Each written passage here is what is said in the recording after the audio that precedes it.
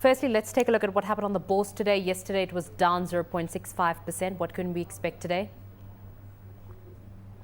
Thank you, Fenly, for having me. Today was a bit worse than yesterday.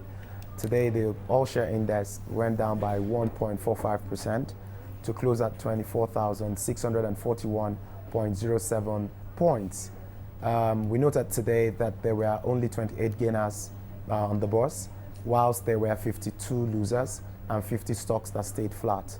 We also noted that on the losers chart, we had companies like BCC, Oceanic Bank, and Finbank PLC, whilst on the gainers chart, we had Wapik Insurance, ABC Transport leading the charge of gainers. Volume was driven mainly today by UBA, leading the charge of volume drivers for today. But all in all, the bourse went down by 1.45% today. Well, let's take a look at some of the results that have come out. We'll start with Tantalizer's half-year results. What would you attribute their profit margins to? Well, Tantalizers came out with a half-year result that was a bit impressive. We noted that turnover had gone up to 1.4 billion for the half year. This is about 25.7% increase in turnover for Tantalizers. Also, we saw that the bottom line net income went up to 105 million, which is about 26% increase.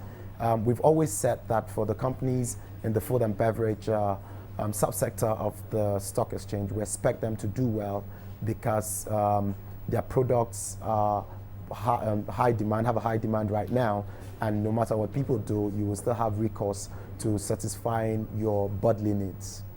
And what do you think the company should be doing to drive up their sales even further?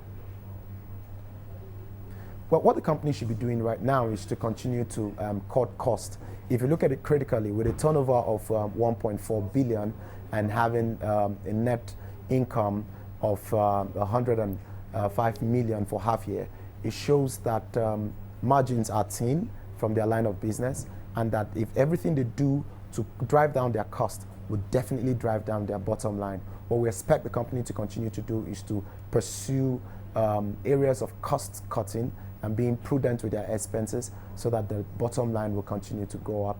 They have been on an expansion mode, but we must caution at this point that the level of expansion should be such that the cash flows of the company can sustain. And let's quickly take a look at results out of PZ, full year results. What would you say their outlook is for the next 6 months, and where should they be cutting costs? Well, for PZ, it was quite an impressive result. As a matter of fact, turnover went up to about 80 billion, which was about a 22% increase in terms of comparison year to year from the last year. And if you look at that result also, you see that their bottom line went up to close at 5.3 billion naira.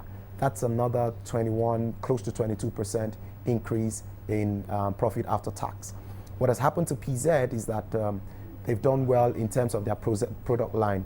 They are also part of the line of industry that we expect that with the macroeconomic condition in the country should continue to do well.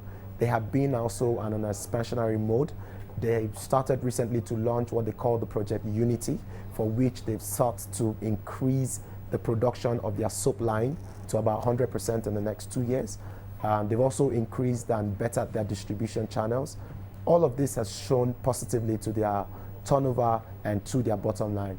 What we expect the company to do is to continue to drive down cost.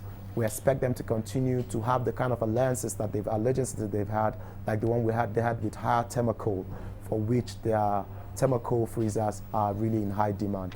So for PZ, it's been a good year.